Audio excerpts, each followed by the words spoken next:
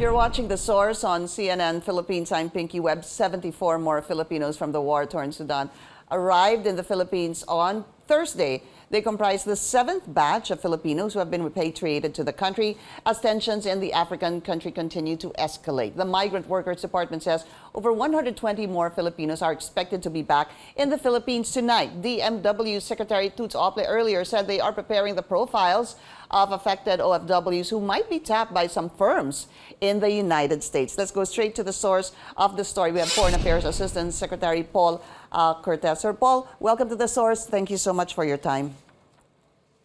Magandang umaga. Good morning. Opo, can we get first an updated number doon po sa dami ng mga Pilipinong nakauwi na po sa bansa mula Sudan? Sure. About half. Okay.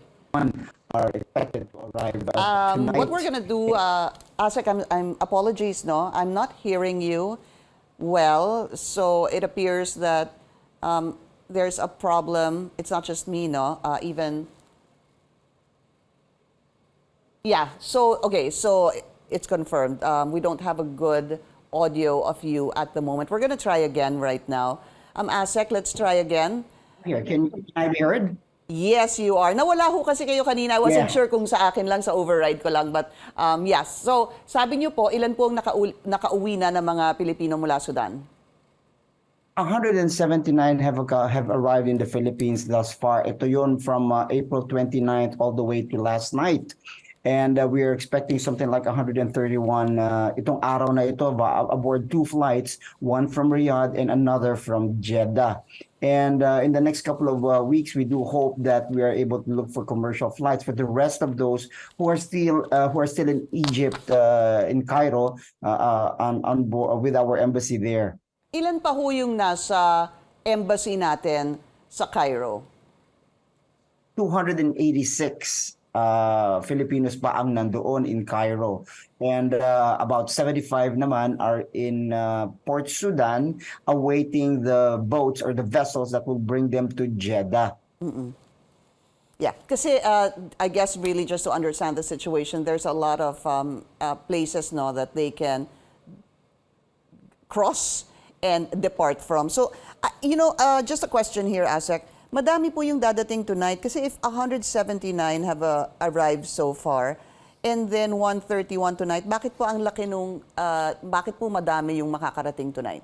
I know you said they comprise 2 flights. Sure. Our OOA and DMW were able to get the good seats from with the help of our aviation sector, and we were doing it via Saudi Air as well, as in the past couple of flights. And luckily, we were able to get quite a number of seats. Unfortunately, we were not able to accommodate all of the 286 because that would already constitute one plane. And hopefully, we're able to do that in the next couple of days. Opo. Just tell us, kamusta po yung mga kababayan natin presently in Cairo and in the Port of Sudan? All right. Let me explain a little bit more. However, there are two. You said a while back that there were 2 routes by which our kababayans in Khartoum would have escaped or would have fled Sudan. It would be by the north, which would have brought them to the Sudanese-Egyptian border, and it would be also to the east, which would bring them to Port Sudan, which is a port on the Red Sea, by which the Saudi vessels would be picking them up, not just the Filipinos, but everybody who had wanted to evacuate Sudan onto Jeddah, where they will be housed by in hotels courtesy of the Saudi government, while awaiting their flights back home, of course, to be arranged by the various consulates general in Jeddah. And the ones who had crossed the Egyptian border now number about 286 left from the numbers of those who have left Cairo in the past couple of days. So hopefully in the next, maybe until midweek next week, we're able to bring home itong mga remaining 286. As well as yung mga nandun naman from Port Sudan na nag-aabang ng barko going to Jeddah and then from Jeddah to Manila. Siguro the question, Asec, to help us further understand the issue.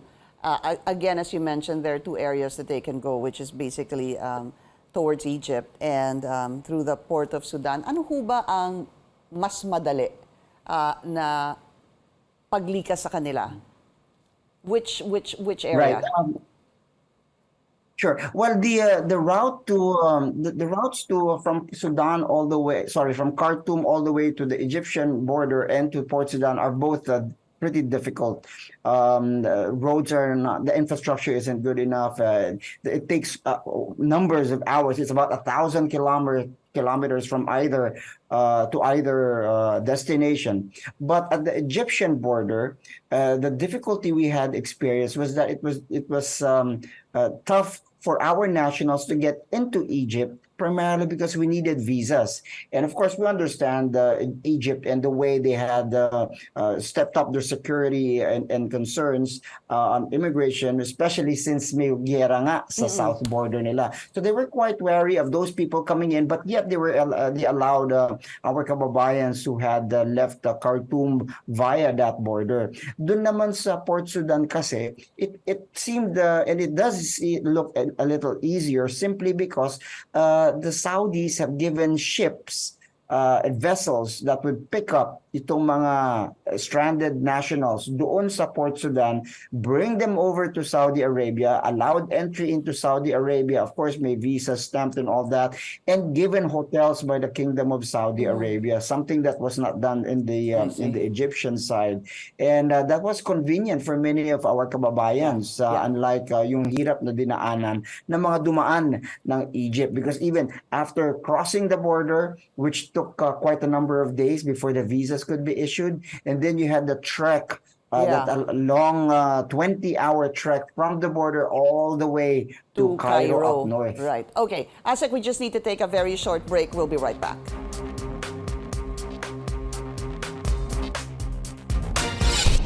You're watching The Source on CNN Philippines. I'm Pinky Webb. Our source today, Foreign Affairs Assistant Secretary Paul Cortes. So, Asec, given the numbers that you have already told us, ilan po have decided to stay in Sudan? Well, from the 750 na unang nag-register sa embassy natin at the beginning of the Sudan crisis, you have something like 680 who had left Khartoum and are now in Egypt or already on their way to Manila or already in the Philippines. So at least about 70-ish. Yeah. And I said ish because we're not sure whether the 750 is exactly the number or meron pang hindi nagrehistro or meron pang hindi nagparamdam sa ating Philippine Embassy in Cairo. Now, these 70 Filipinos decided to stay put in Khartoum for some reason or another. Their families, their work, their lives, their businesses. But of course, we made sure that we're still in touch with them. We monitor their situation, their circumstance, their conditions, so that if and when they wish to come back home to the Philippines or be repatriated, we have the honorary consul naman in Khartoum still monitoring and making sure that they know whom to call pagka talagang gustong-gusto na nila when they umalis. change, if and when they change their minds. Very quickly, sir, what other challenges are you experiencing in bringing home our kababayans? Well, the beautiful thing about the challenges was that we have a number of agencies helping out. It's not just DFA. To be honest, hindi kakayanin ng isang agency yan. And that's why we needed the help of DMW and OWA to help out with their flights back home, with their reintegration, with the financial assistance to be given to each of the overseas Filipinos. And OWA, DSWD, and DMW have been very, very helpful at that. And it shows exactly what sort of government we have, one that is able to collaborate and cooperate between the agencies, all for the benefit of itong mga overseas Filipinos natin. Many of our overseas Filipinos were wary about coming home, primarily kasi wala silang trabaho na. They live their lives in Sudan, andun yung work nila, andun yung kakayahan nila. And now they're faced with the prospect of looking for work or trying to find out saan sila pwedeng bumagay given the skills the expertise na kanilang nag-gain over the past couple Tama of years po, kahit- working and living. Kahit po sabi ni Secretary Toots, she also said that they will forward the profiles of our kababayans who have left Sudan. In the meantime, sir, we've run out of time. I'd like to thank you, Foreign Affairs Assistant Secretary Paul Cortes. Thank you for joining us here on The Source. I'm Pinky Webb. You're watching CNN Philippines.